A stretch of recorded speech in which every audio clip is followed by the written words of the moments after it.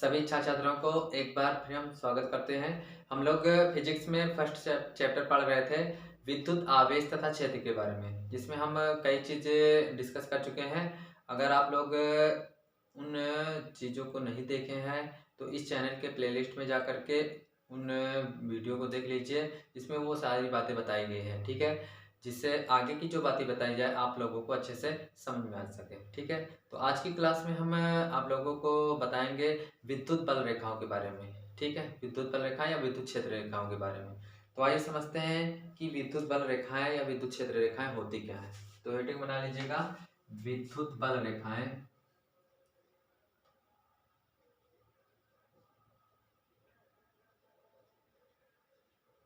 विद्युत बल रेखाएं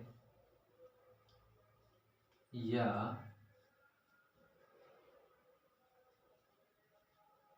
विद्युत क्षेत्र रेखाएं।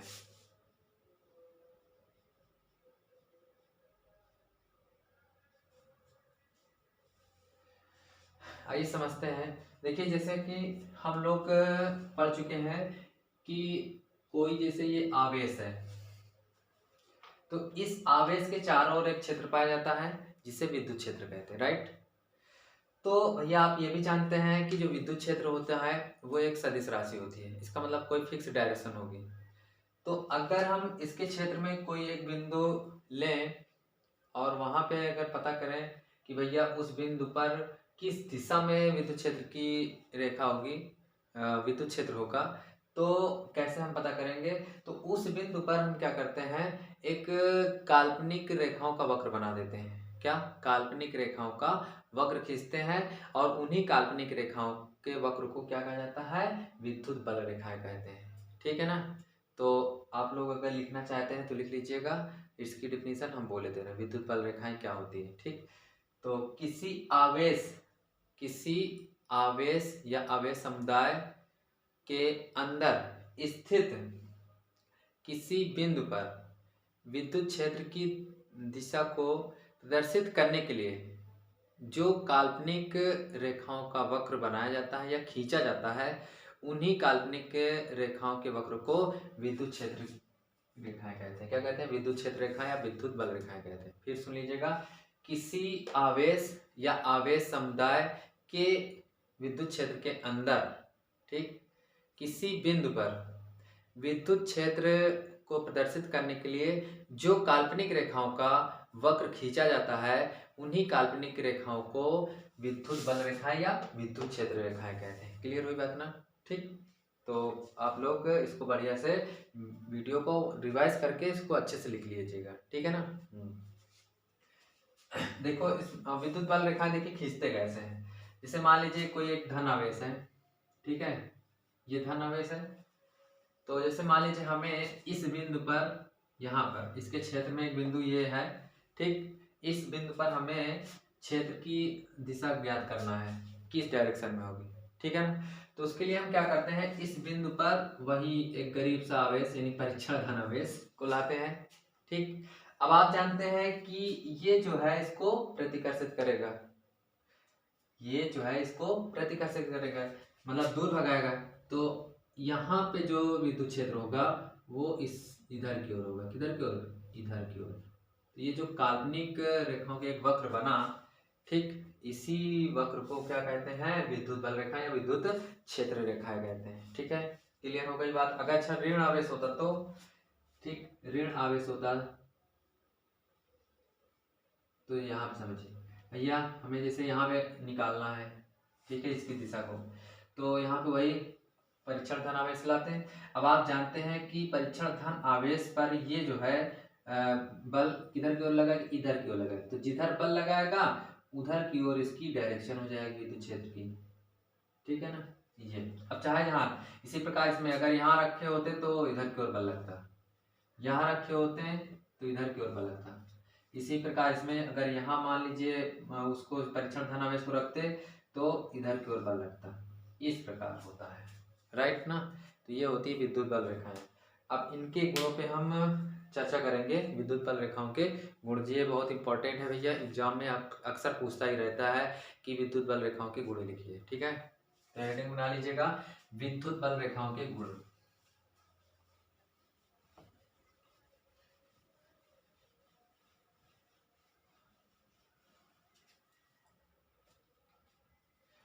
आप लोगों को 8-10 पॉइंट लिखाएंगे इसमें, ठीक, अच्छे अच्छे पॉइंट। हेडिंग बना लीजिएगा विद्युत बल रेखाओं के गुण। नंबर 1 समझिए।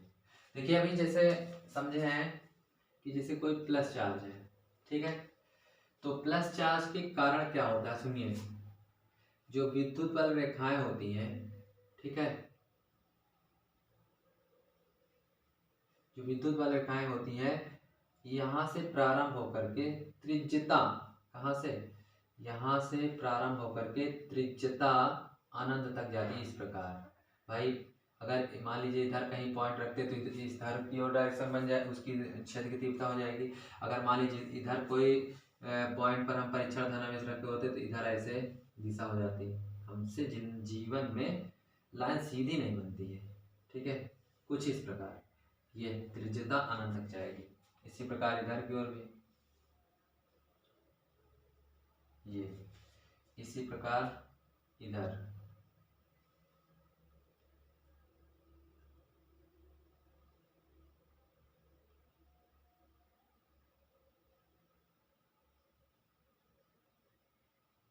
ठीक है, इसी प्रकार इधर ये,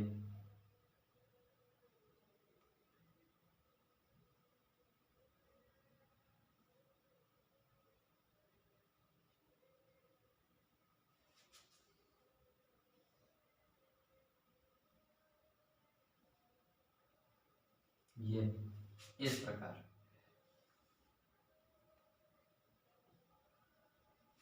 तो इस प्रकार पहले आप लोग लिखेंगे, क्या लिखेंगे हम बोले दे रहे हैं, फिर सुन लीजिएगा। विद्युत बल रेखाएं, सुनिएगा, ध्यान सुनिएगा और अच्छे से लिखिएगा।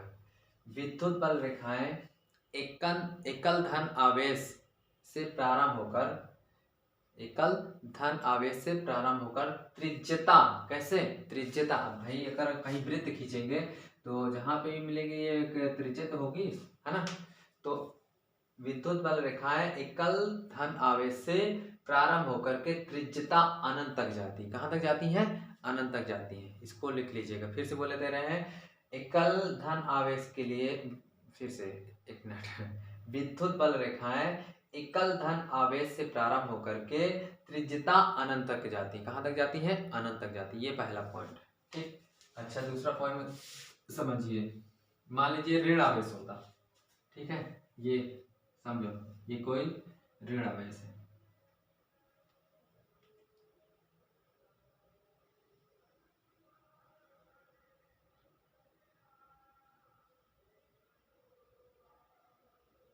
ठीक।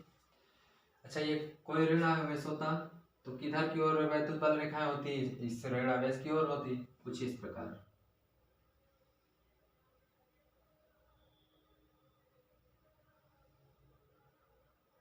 ये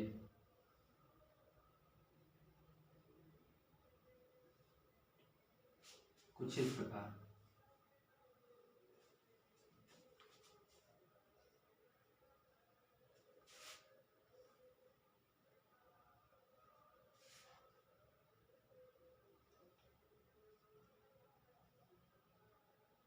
ये कुछ इस प्रकार। इसमें क्या होता है, एकल ऋण आवेश में क्या होता है, सुनिएगा, पहले हम चित्र बना देते उसके बाद बोल देते हैं। इस प्रकार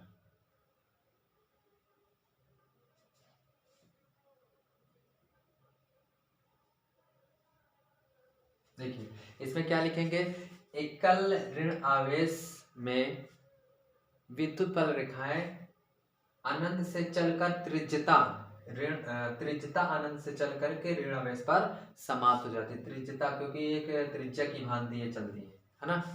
फिर सुन लीजिएगा, एकल ऋण आवेश के लिए या एकल ऋण आवेश में विद्युत बल रेखाएं त्रिज्यता अनंत से चल करके ऋण आवेश पे समाप्त हो जाती है। ये देखिए ऋण आवेश पे क्या हो रही है, समाप्त हो जा रही है। इसमें देखिए इसमें क्या था कि यहाँ पे एकल धन आवेश से प्रारंभ होकर के विद्युत बल रेखाएं त्रिज्यता अनंत पे जाती है।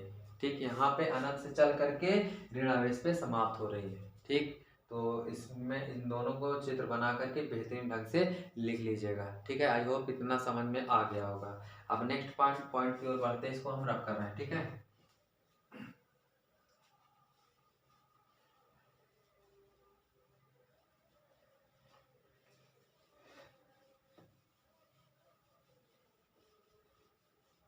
आइए देखते हैं नेक्स्ट पॉइंट। जैसे मान लीजिए कोई दो समान प्रकृति के आवेश है, प्लस या चार्ज ले लेते हैं, प्लस चार्ज समान प्रकृति के होने चाहिए, चाहे वो प्लस प्लस हो चाहे माइनस माइनस हो। ठीक है,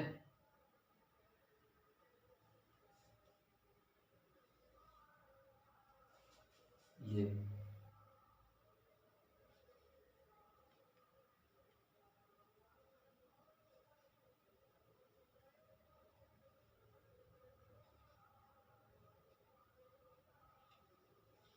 ठीक, इसमें क्या होता है भैया, जब दो समान प्रकृति के आवेश होते हैं तो इसमें जो वैद्युत बल रेखाएं होती है एक लचकदार डोरी के समान, ये लचकदार, कैसे, एक लचकदार डोरी के समान इस प्रकार,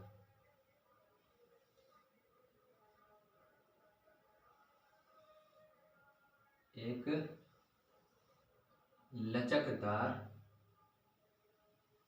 डोरी के समान एक दूसरे से क्या होती है, भागने का प्रयत्न करती है। ठीक है,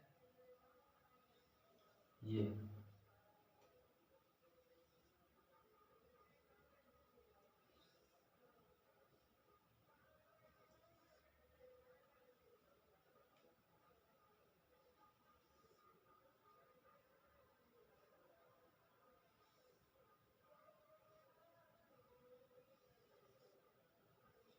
ठीक है, तो इसमें भी लिखना चाहते हैं तो लिख लीजिएगा। हम बोले दे रहे हैं कि वैद्युत बल रेखाएं समान प्रकृति के आवेशों के मध्य एक लचकदार डोरी के समान एक दूसरे से भागने का प्रयत्न करती हैं। क्या करती हैं, एक दूसरे से भागने का प्रयास करती हैं।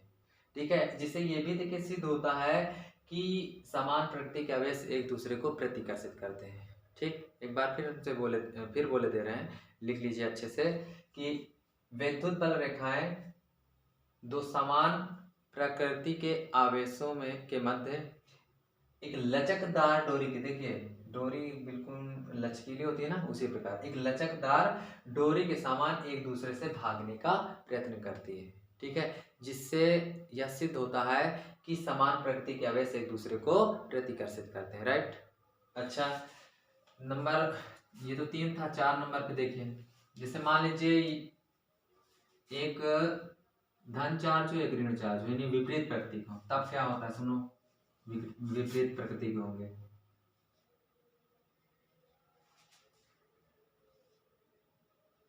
ठीक है, इसमें देखिए क्या होता है, विपरीत प्रकृति के होते हैं तो भैया वैद्युत बल रेखाएं जो होती हैं प्लस आवेश से प्रारंभ होकर के, कहाँ, प्लस आवेश से प्रारंभ होकर के ऋण आवेश पर समाप्त हो जाती है।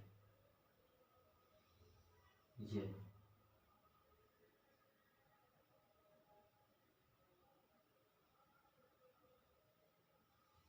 ऐसे,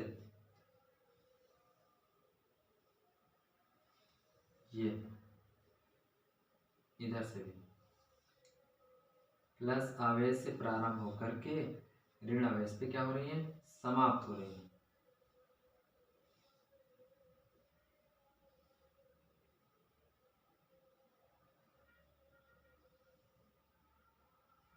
ठीक, कुछ इस प्रकार होती हैं।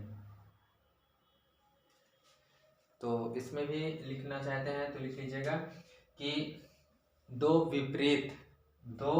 विपरीत आवेशों के मध्य वैद्युत बल रेखाएं एक लचकदार डोरी के समान धन आवेश से प्रारंभ होकर ऋण आवेश पे समाप्त हो जाती है। ठीक है, धन आवेश से प्रारंभ होकर के ऋण आवेश पे समाप्त हो जाती है। तो एक दूसरे की ओर आकर्षित होती हैं। इससे इस वाले वक्र से यह सिद्ध होता है कि विपरीत प्रकृति के आवेश एक दूसरे को क्या करते हैं, एक दूसरे को आकर्षित करते हैं। ठीक है, आई बात समझ में? हाँ, फिर से बोले दे रहे हैं, दो विपरीत प्रकृति के आवेशों के मध्य विद्युत बल रेखाएं एक लचकदार डोरी के समान धन आवेश से प्रारंभ होकर ऋण आवेश पे समाप्त हो जाती है। ठीक, अच्छा एक बात और बता दी इसमें। देखिए भैया, आप चुंबक पढ़े होंगे हाई स्कूल में। चुंबक में नॉर्थ पोल होता है, साउथ पोल होता है। इसमें क्या होते हैं, जो चुंबकीय बल रेखाएं होती हैं वो उत्तरी बाहर की ओर तो उत्तरी ध्रुव से दक्षिणी ध्रुव की ओर होती है। कैसे?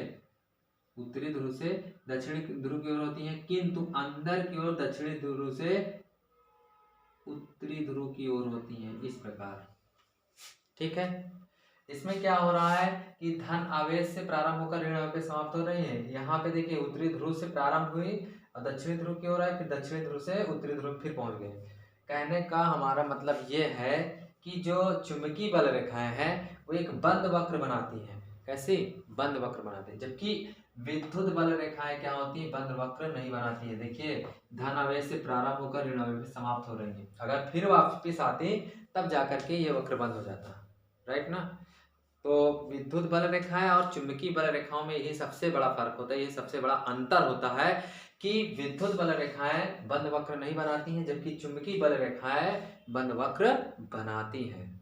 ठीक है, बाकी सारे गुण सेम है, केवल एक ही अंतर है कि विद्युत बल रेखाएं बंद वक्र नहीं बनाती हैं, जबकि चुंबकीय बल रेखाएं एक बंद वक्र बनाती है। ठीक, बाकी सारे गुण सेम है। राइट, ये बात ध्यान रखिएगा, और एग्जाम में भी कभी कभी पूछ लेता है। ठीक है, चलिए इतने पॉइंट नोट कर लीजिए। ओके, तो एक पॉइंट और अब इसमें ये लिख सकते हैं कि जो विद्युत बल रेखाएं होती हैं वो बंद वक्र नहीं बनाती हैं। एक पॉइंट 5वां नंबर हो जाएगा, विद्युत बल रेखाएं बंद वक्र नहीं बनाती हैं। ठीक है, आप देख रहे हैं।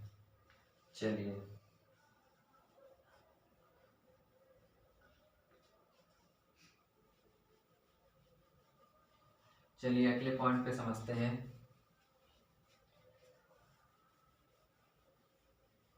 अच्छा, जैसे मान लीजिए ये वैद्युत बल रेखाओं का कोई मान लीजिए वक्र है। ठीक है, ये कुछ इस प्रकार वैद्युत बल रेखाओं क्या है, वक्र है।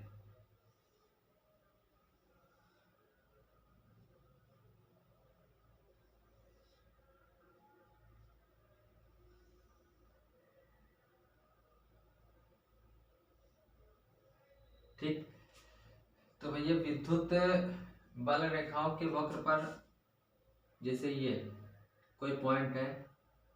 ठीक, अगर हम इस पॉइंट पर एक स्पर्श रेखा खींचते हैं, क्या खींचते हैं, एक स्पर्श रेखा, तो ये स्पर्श रेखा जो होती है उस बिंदु पर विद्युत क्षेत्र की तीव्रता को विद्युत क्षेत्र की दिशा को बताएगी।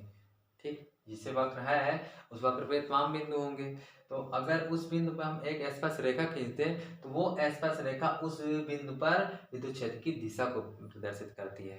ठीक है, तो लिखना चाहते हैं तो लिख लीजिएगा। बोले दे रहे हैं कि विद्युत बल रेखाओं के वक्र पर स्थित किसी बिंदु पर खींची गई स्पर्श रेखा विद्युत क्षेत्र की दिशा को प्रदर्शित करती है। ठीक है ना? फिर से सुनिएगा, ध्यान सुनिएगा अच्छे से।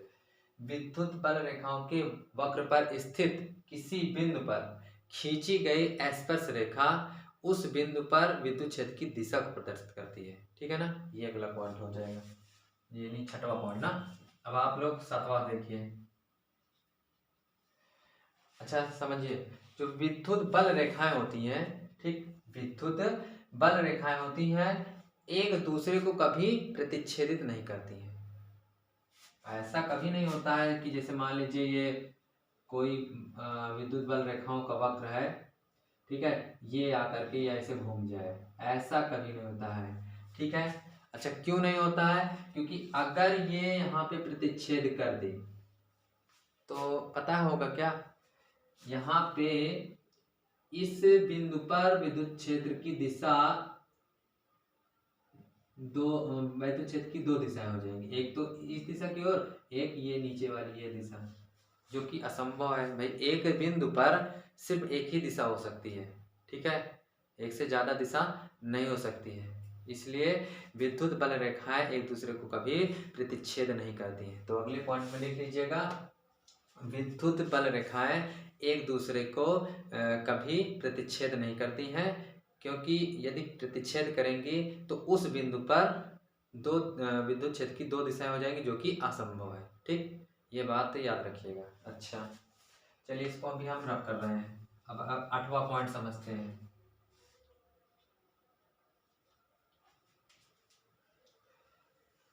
सुनिए 8वां पॉइंट,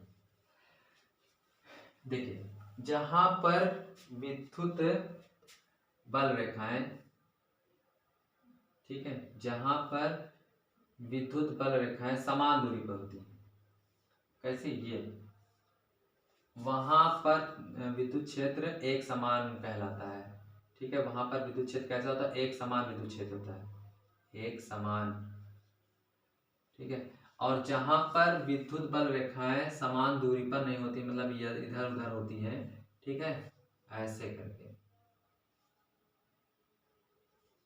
आई बात समझ में? तो वहां पर जो विद्युत क्षेत्र होता है वहां पर असमान होता है, कैसा होता है? असमान विद्युत क्षेत्र होता है, ठीक है। तो इसको भी पॉइंट बना के लिख लीजिएगा कि जहां पर विद्युत बल रेखाएं, जहां पर विद्युत बल रेखाएं मतलब एक समान दूरी पर होती है, कैसी? समान दूरी पर होती हैं, वहां पर एक समान विद्युत क्षेत्र होता है, ठीक।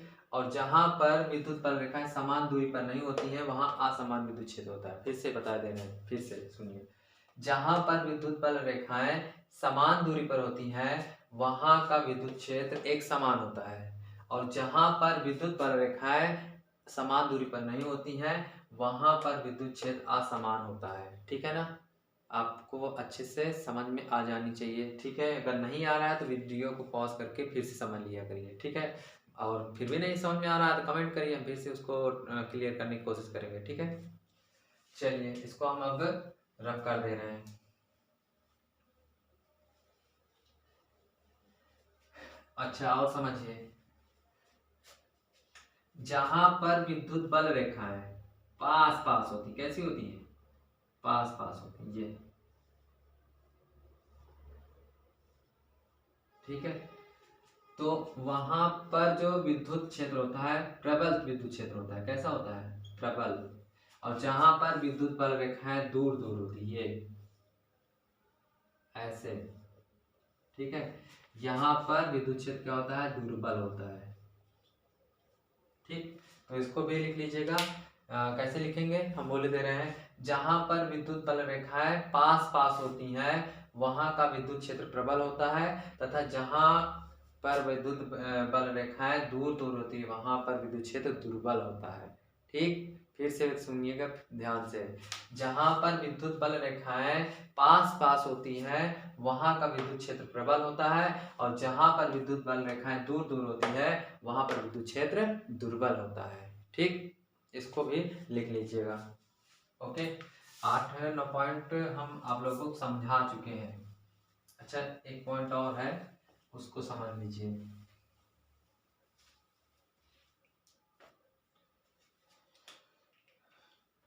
देखिए, जो विद्युत बल रेखाओं की संख्या होती है आवेश के अनुक्रमानुपाती होती है, कैसे? अनुक्रमानुपाती है, ठीक। अनुक्रमानुपाती का मतलब, जैसे मान लीजिए अगर कोई एक आवेश है, ठीक है, इसके कारण जो विद्युत बल रेखाओं की संख्या है ये 4 विद्युत बल रेखाएं हैं, ऐसे करके,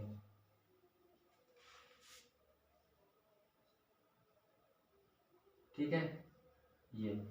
अगर मान लीजिए यही आवेश को दोगुना कर दें, कैसे कर दें, दोगुना कर दें, तो इसके कारण जो विद्युत बल रेखाएं अब होगी, ठीक है, वो दोगुने हो जाएंगे, मतलब अब 8 विद्युत बल रेखाएं यहाँ से निकलेंगी इस प्रकार।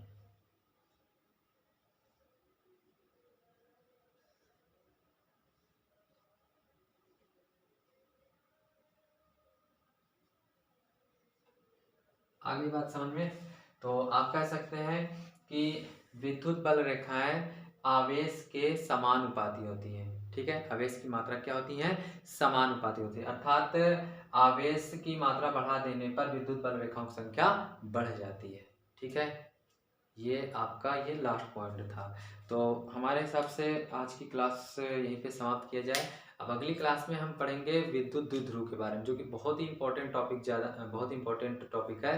तो आप लोग बने रहिए इस चैनल में, आप लोगों को इस बार पूरी फिजिक्स पढ़ाई जाएगी 12th की, ठीक है। और हो सकता है 1-2 दिन में हम मैथ की क्लास भी स्टार्ट करने वाले हैं, ठीक, बहुत जल्द ही उसकी व्यवस्था कर रहे हैं, मैथ और फिजिक्स दोनों साथ साथ चलेगा, ठीक है। तब तक के लिए आप लोग अच्छे से पढ़िए और अच्छे से अपने कोर्स को कंप्लीट करिए, ठीक है। धन्यवाद।